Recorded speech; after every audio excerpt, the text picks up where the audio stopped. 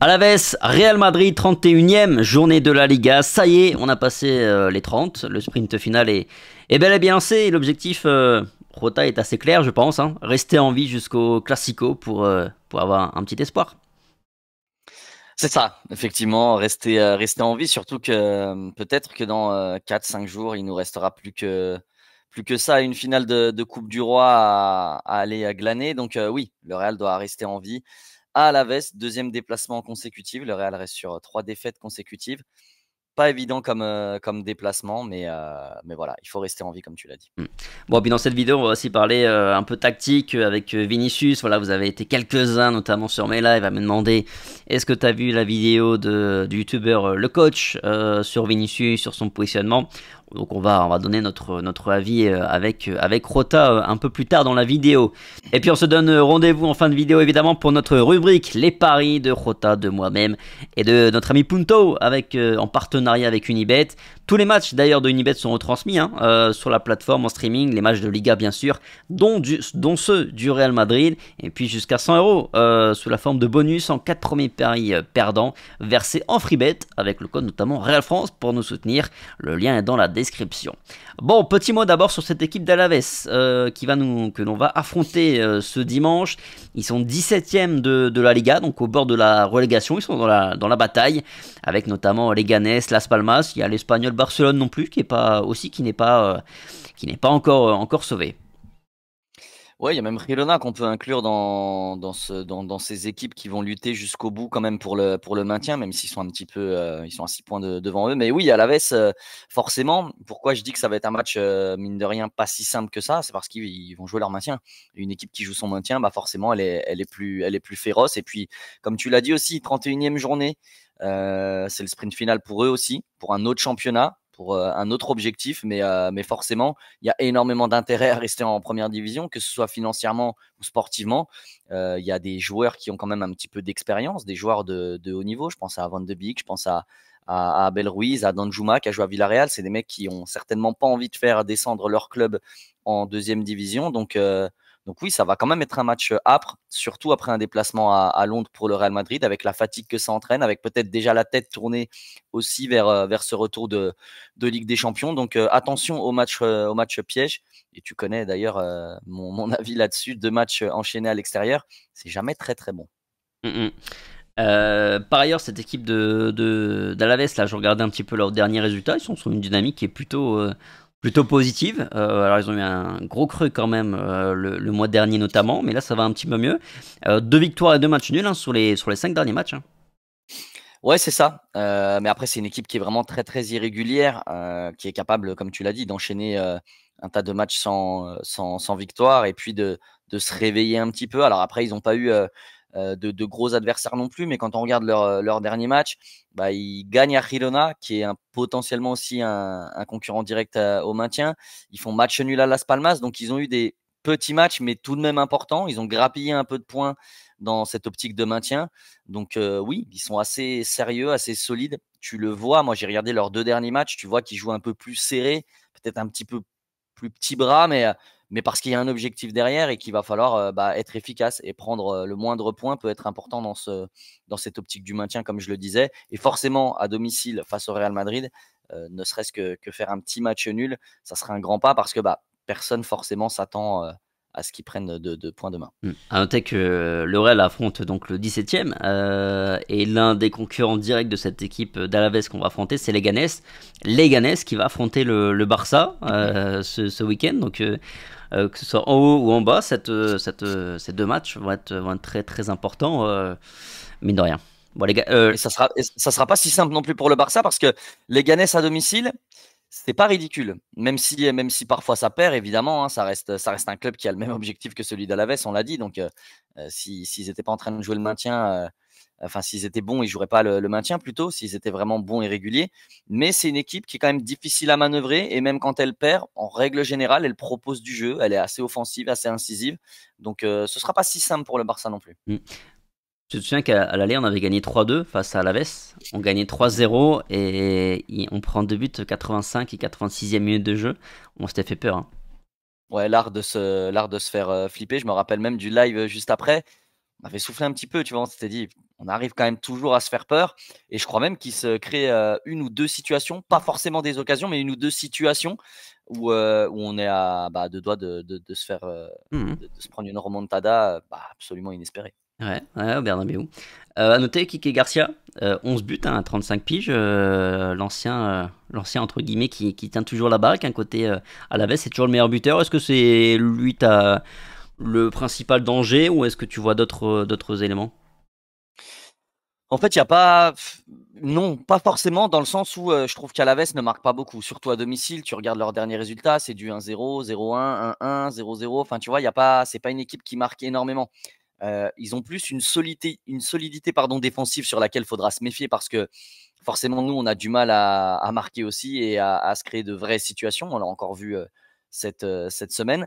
Donc, j'ai pas trop de doutes en fait sur notre capacité à pouvoir contenir, on va dire, Kike Garcia. C'est pas non plus, tu vois, c'est pas non plus Sorloth, c'est pas non plus Julian Alvarez qu'on doit contenir ou autre Lewandowski. Mais voilà, il faut toujours se méfier de tous les joueurs. Il y a aussi, comme je l'avais dit déjà à l'aller, Danjuma qui est un joueur qui, malgré son irrégularité, peut être très dangereux.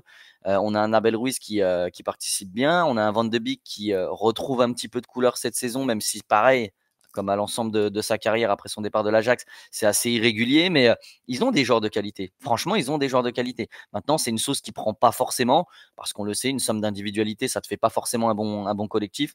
Mais je suis pas forcément inquiet par le fait que Kike Garcia soit bien cerné par notre défense, même si c'est pas la défense du siècle cette saison.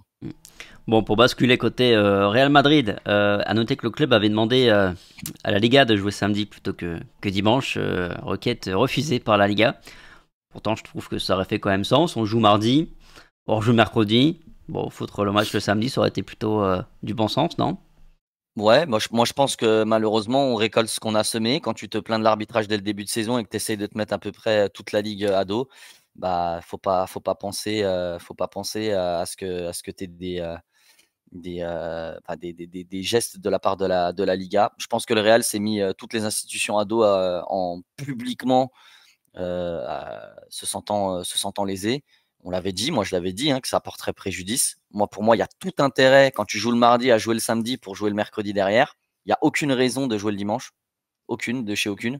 Mais voilà, je pense que la Liga fait son job de petit gars rancunier et en se disant, non, vous nous avez taillé, on vous donnera pas ça. Donc évidemment que c'est pas logique, mais c'est un peu logique parce qu'on l'a cherché, je trouve. Ouais, même si après la Liga aurait aussi intérêt quand même, mine de rien, à aider les clubs espagnols et notamment le Real Madrid, mais bon, peu importe. Le Real a emmené quand même la Liga devant les tribunaux. Je pense que les aider, c'est pas vraiment dans leur deal. Hein. Et Tebas aussi, Tebas à titre perso, En plus. à titre perso, je sais pas quand ça va se dérouler, mais c'est pareil. Bref, j'en ai parlé hier dans la revue de presse. Pas de point conf puisqu'on tourne, on enregistre cette vidéo avant, mais il est fort probable qu'au moment où vous consultez cette preview, la conférence de presse de Carlo Ancelotti est également disponible sur la chaîne. Nous, on va plutôt se focus sur une petite analyse tactique sur le positionnement de Vinicius Junior. Vous êtes plusieurs à me demander là sur mes revues de presse, notamment ces derniers jours. Thomas, est-ce que tu as vu la vidéo de le coach sur Vinicius, un créateur de contenu sur YouTube que je ne connaissais pas, que j'ai découvert. Et donc je suis allé regarder cette vidéo. J'en ai regardé même une ou deux supplémentaires pour me faire un avis un peu plus peut-être global. Globalement, je trouve qu'il fait du bon travail. Hein, je tiens à le préciser quand même tout de suite. Maintenant, j'ai eu mon ressenti sur la vidéo par rapport à Vinicius. J'ai demandé à Jota de consulter cette vidéo également. Et puis j'ai dit, tiens, on va faire un petit retour plutôt ensemble parce qu'effectivement, je pense qu'on a quelques critiques à faire sur son analyse. Attention, rien de personnel évidemment. Moi, le premier truc qui m'a gêné, Jota, et on s'est fait finalement la même remarque, c'est que il s'agit de l'analyse d'un match, et alors que je comprends que la conclusion elle est plus générale. Grosso modo, Vinicius serait le problème tactique du Real et de Carlo en attaque, dans l'animation, tout ça, tout ça. Mais en même temps, il n'y a que des images face à Valence. Je trouve que ça fait un peu tâche, enfin, ça fait un peu léger, quoi.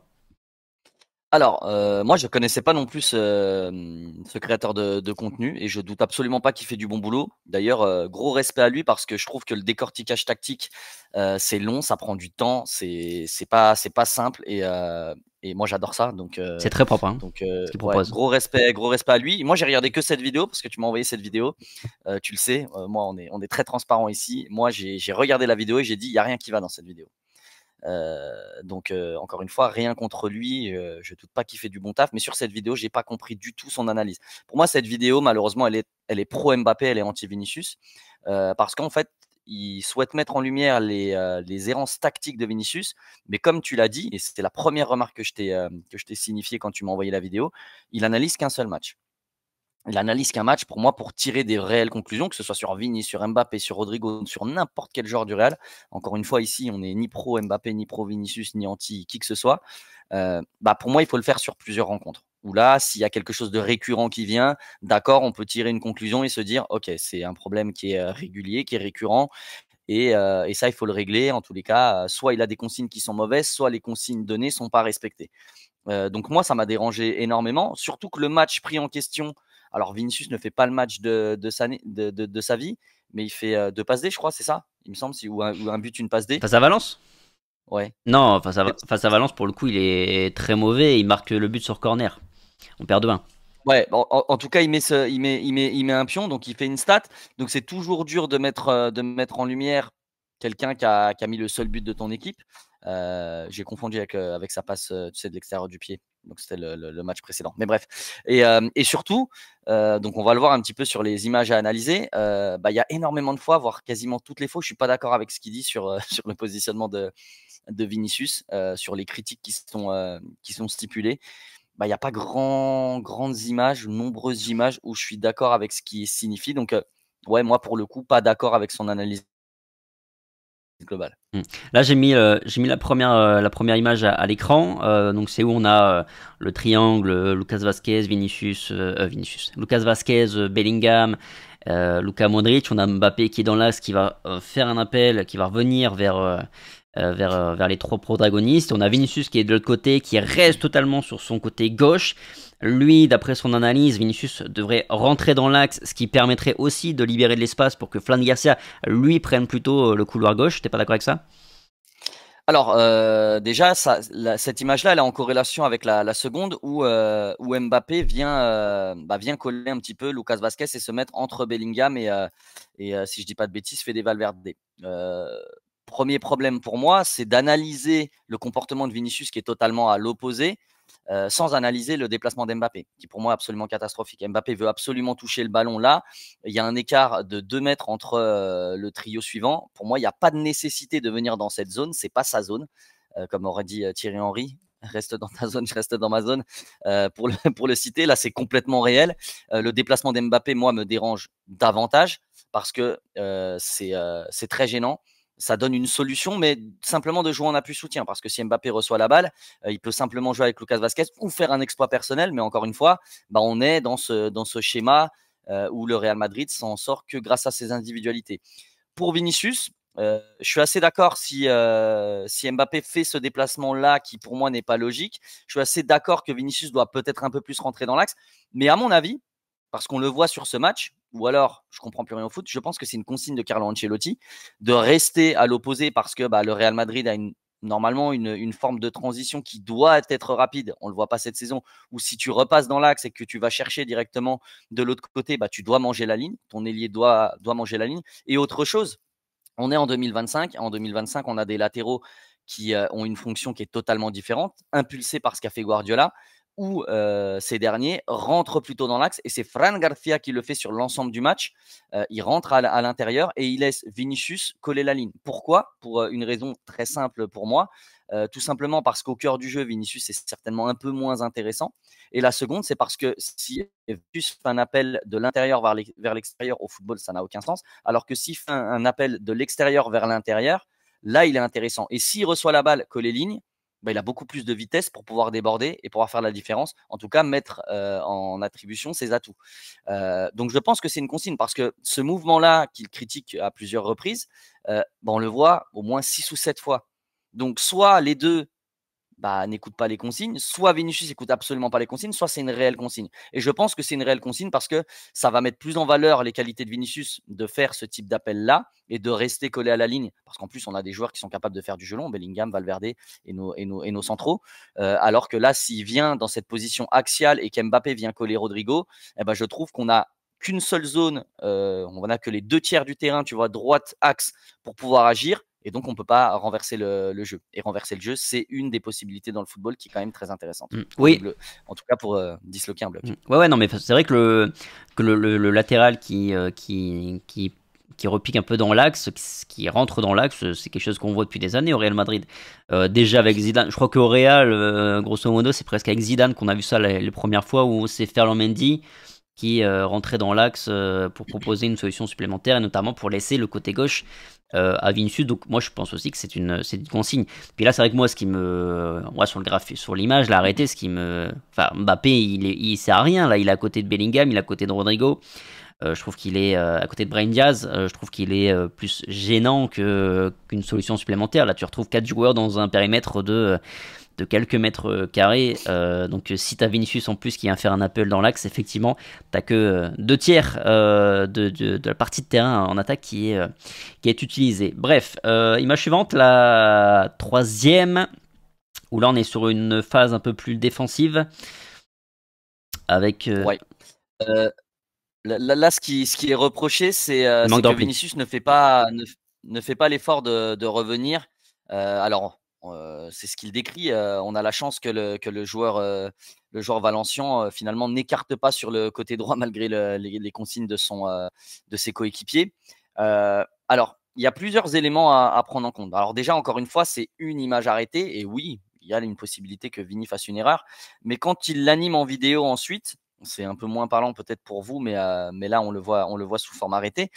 Moi, ce qui me dérange énormément, c'est déjà, premièrement, le positionnement des milieux de terrain dans leur globalité. On a un Modric qui est à 15-18 mètres de Fede Valverde. On a Bellingham qui le colle et on a une supériorité de 3 Madrilènes pour 2 Valencians sur le porteur de balle et son collègue qui a 5 mètres. Le Real, déjà, ne récupère pas la balle.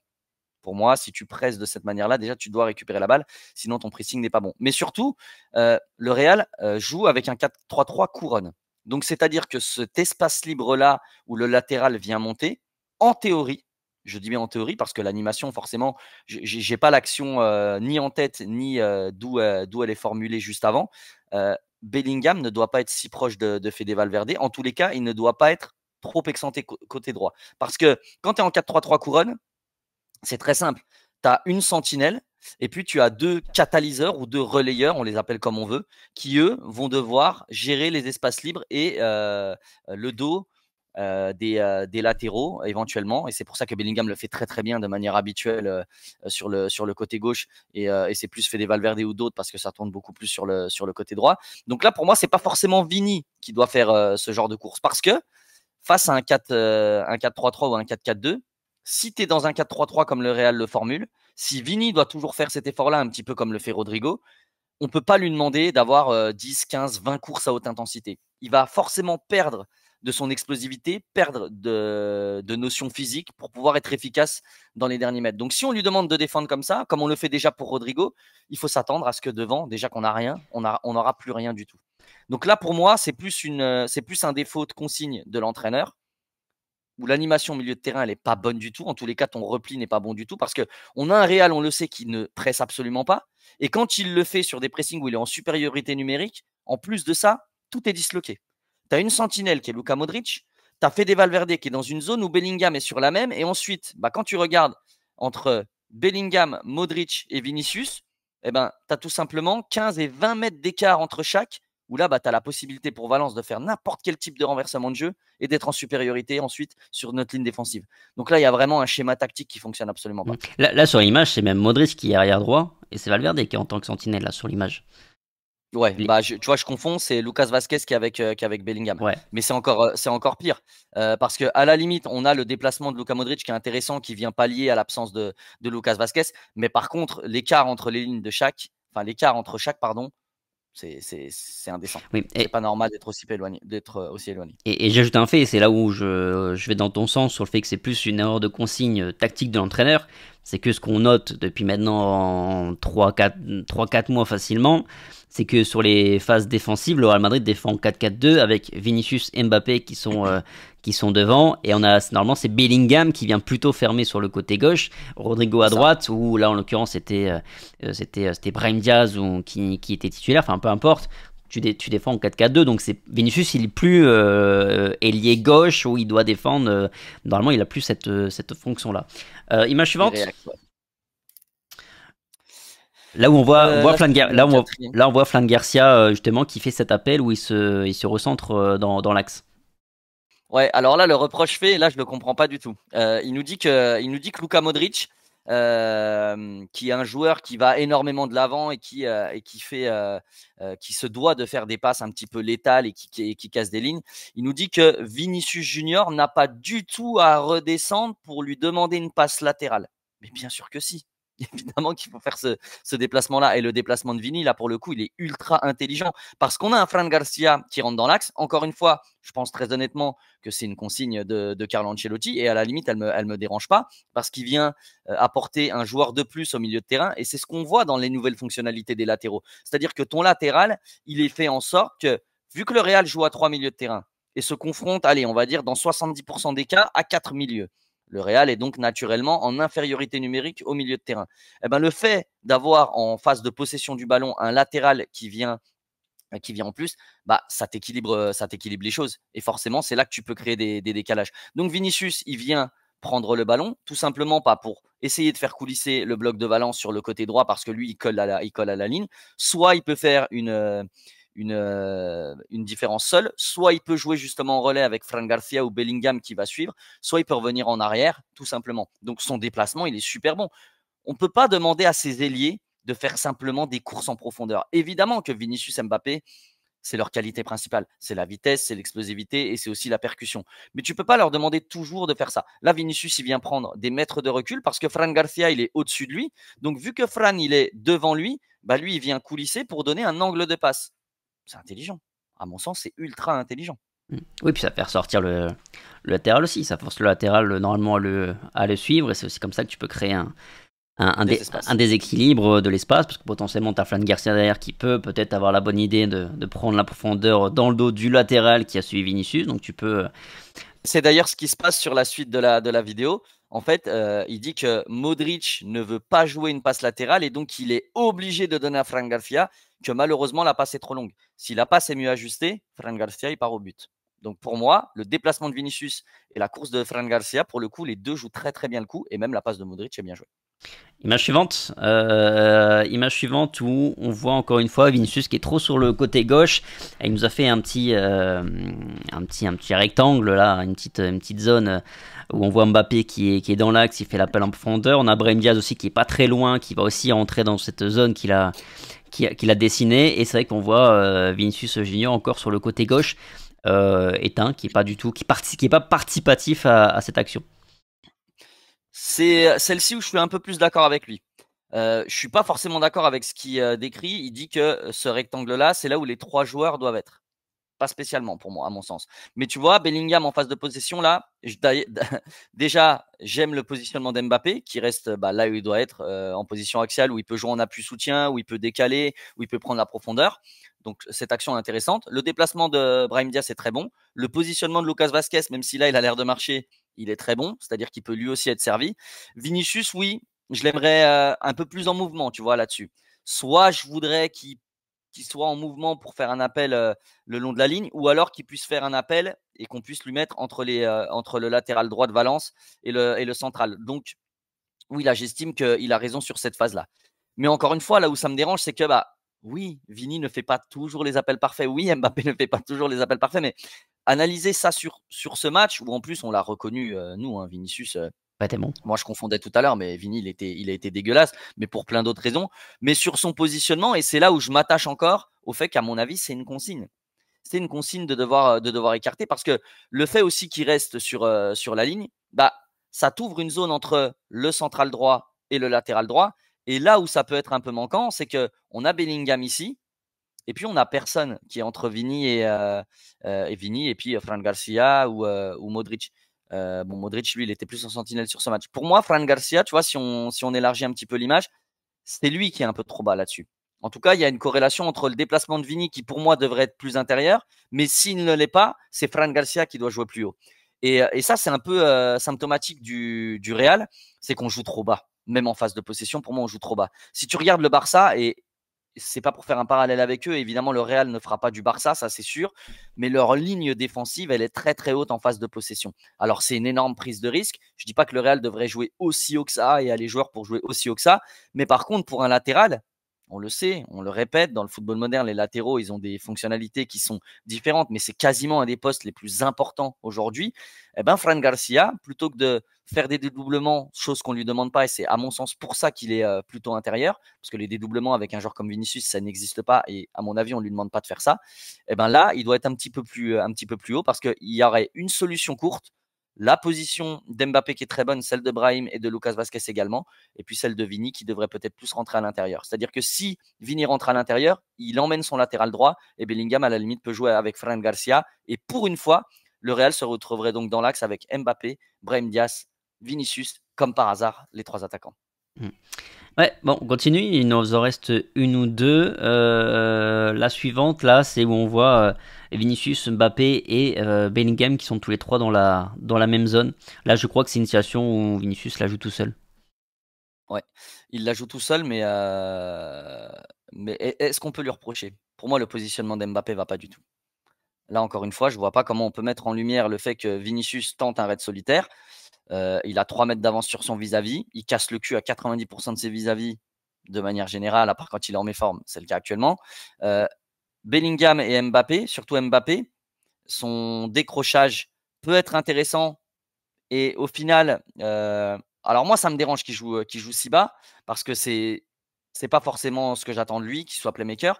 Mais là, pour le coup, il décroche et Bellingham lui c'est lui qui prend l'intervalle.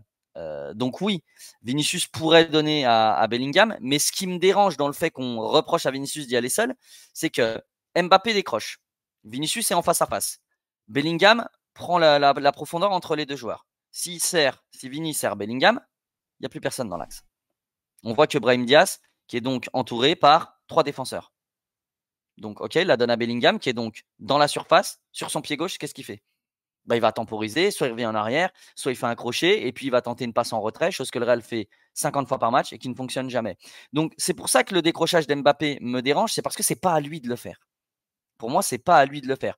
Si Mbappé prend la profondeur, ou en tous les cas, il est déjà dans l'axe, et que Bellingham, lui, reste sur sa position, c'est un autre milieu ou encore une fois au latéral de venir en soutien. Et c'est là encore une fois où je dis que le Real Madrid n'attaque pas en équipe comme il ne défend quasiment jamais en bloc. Il y a un manque d'audace, il y a un manque de côté incisif de la part de l'ensemble des joueurs. Quitte à vouloir se créer des occasions, il faut prendre plus de risques. Et ce Real-là, pour moi, ne prend pas assez de risques. Et ça, je pense encore une fois qu'on peut aussi analyser les joueurs, ils sont fautifs, mais je pense qu'il y a énormément de consignes qui vont à l'encontre de ça, qui font que ce Real-là, bah, forcément, se crée pas beaucoup d'occasions, en tous les cas, beaucoup de mal. Dernière image là, c'est où on voit Rodrigo qui est dans la zone entre guillemets de Vinicius qui est sur le côté gauche. On voit Bellingham qui est dans l'axe, on voit Mbappé qui est aussi. Là on voit les quatre, ce sont les quatre qui sont sur le côté gauche. On voit même Valverde et Modric qui sont un petit peu hors trait. Donc là on a 6 joueurs du Real Madrid qui sont grosso modo dans la même zone. Personne dans une position plus axiale et sur le côté droit. C'est un peu les bouchons là. Bah, en fait, on n'est pas le Barça. Il faut le comprendre. Donc, tout à l'heure, je faisais un parallèle en disant qu'il faudrait qu'on fasse un peu plus de Barça, c'est-à-dire à avoir une ligne défensive un peu plus haute. Mais ça, c'est un souhait parce que je pense que ça nous servirait énormément pour attaquer. Et j'espère le voir contre Arsenal. C'est quand mardi? Mercredi? Je Mercredi. sais même plus. Mercredi. Mercredi, mais j'ai énormément de doutes. Mais là, en fait, qu'il veuille jouer dans les petits espaces, ça me dérange pas. Mais c'est le même problème finalement que précédemment. Rodrigo vient dans la zone de Vinicius. Ok, pourquoi pas? Mais pourquoi faire ensuite? Pourquoi faire? Là, tu es obligé d'avoir un exploit individuel. Et d'ailleurs, c'est ce qui s'est passé. Parce que ça finit sur une frappe de Rodrigo après une remise.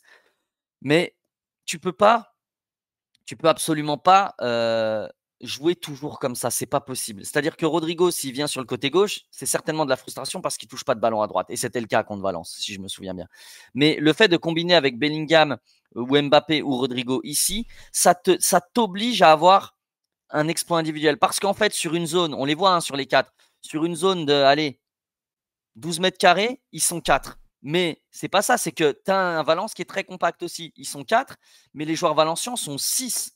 Qu'est-ce que je dis même 2, 4, 6. Ils sont 8 pour eux.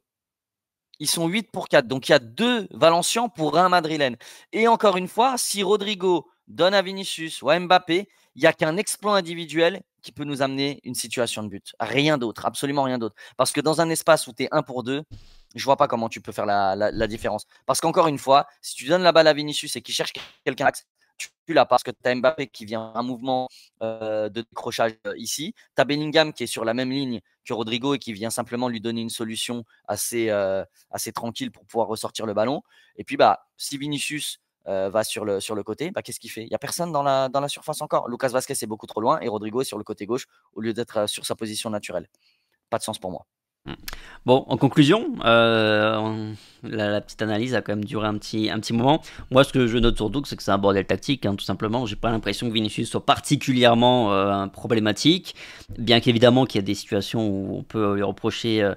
On l'a souligné, il y a notamment une image où oui, il peut faire un appel plus axial. On voit Mbappé, en tout cas moi je vois son Mbappé sur certaines images arrêtées que son positionnement est aussi problématique. Moi, ce que je vois surtout globalement, en fait, c'est que c'est un bordel tactique et voilà. Et encore une fois, la responsabilité, moi là-dessus, je la mets pas Vinicius, je la mets pas sur Mbappé non plus particulièrement, ni sur Bellingham, ni sur un autre.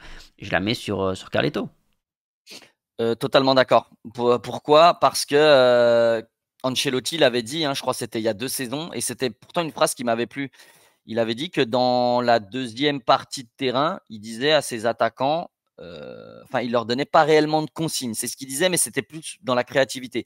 Il disait voilà, ils doivent jouer à l'instinct. C'est des joueurs qui doivent jouer à l'instinct. Et je pense que c'est aussi ce qui, à une période, a fait la force du Real et notamment de Vinicius, de Rodrigo, de se dire voilà, on a un peu tu vois, quartier libre, on a carte blanche pour pouvoir faire un petit peu ce qu'on veut dans la zone décisive. Et c'est ce que tu dois dire finalement à tes joueurs offensifs. Maintenant, il y a donner carte blanche et donner carte blanche. Donner carte blanche quand tu as le ballon et que tu dois aller percuter un joueur, réaliser de la percussion, ok, pas de souci, ça c'est assez logique.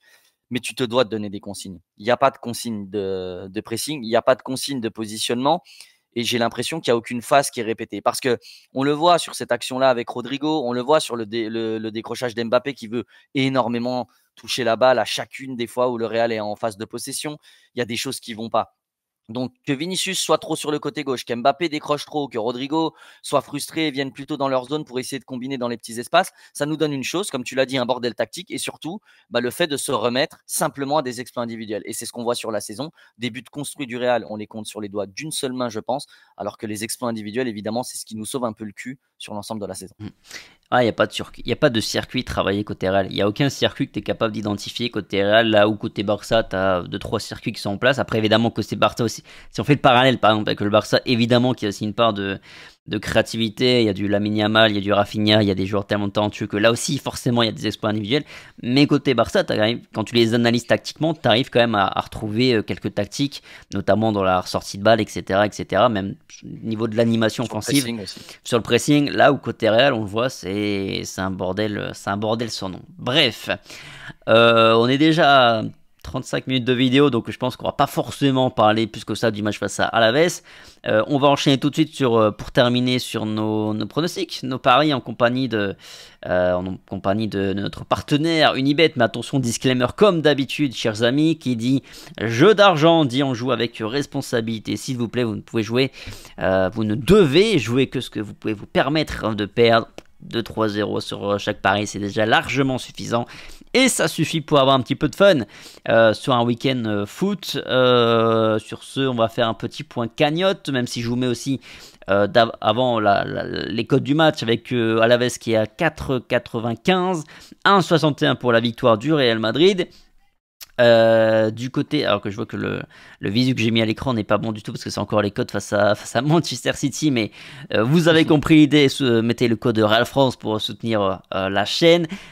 Petit point cagnotte, malheureusement. Je dis bien malheureusement, j'ai remporté mon pari qui était la victoire des Gunners. Échec pour toi et Punto. Bon, t'es toujours largement en tête, Rota, avec Punto aussi qui enchaîne trois échecs de suite. Punto, on va voir ce qu'il nous a cherché. Est-ce qu'il est parti sur de la valeur sûre ce week-end ou est-ce qu'il a tenté un gros coup, notre ami? Rota, c'est quoi ta cote? Moi, je suis fidèle à ma théorie, même si elle n'avait pas fonctionné. Et heureusement, avec le Real, la dernière fois, on a enchaîné un match de Ligue des Champions à l'extérieur, puis un match à l'extérieur en Liga. On l'avait remporté. Mais là, je vais partir sur Alaves ou match nul, un peu aussi pour la patrie. Cote à 2,14. Mais je ne vois pas le Real remporter ce match, malheureusement, demain. La fameuse théorie. Notre ami Punto, qui est allé chercher du lourd, il tente un gros coup pour prendre la tête du classement dès ce week-end. Alaves, marque le premier but, mais le Real Madrid s'impose dans cette partie, cote à 9,25, 2 € de mise. Ah, moi je ne déteste pas. Elle est très intéressante. Allez, je trouve que ça se tente. Franchement, je trouve que ça se tente. T'en tentes une de temps en temps comme ça, je pense qu'à un moment donné ça peut passer et ça peut bouleverser le classement. De mon côté, je suis parti sur un écart, victoire du Real Madrid avec un but d'écart. Cote à 3,52, 2 € de mise, 7 € potentiellement de gain. Voilà, parce que je pense que si le Real Madrid venait à gagner cette partie, ce serait par le plus court des scores, à mon avis, même si je suis preneur pour une victoire de 3-0 avant Arsenal, ça pourrait être pas mal, pour la confiance notamment. Bon, sur ce, merci Rota, merci à tous d'avoir regardé la vidéo jusqu'au bout. On se retrouve déjà ce week-end, même sans doute au moment où vous regarderez cette vidéo, la conférence de presse de Carlo Ancelotti sera déjà disponible sur la chaîne. On se retrouve aussi sans doute demain midi pour un petit live, revue de presse pour les dernières infos avant le match face à Alaves. Et puis sur ce, on se retrouve ensuite pour les... Après, vous connaissez les rendez-vous, de toute façon, on se retrouve notamment après le match face à Alaves en direct pour le débrief en compagnie de Rota. Sur ce, passez un bon week-end, bon match et on se dit à très vite sur la France. Ciao.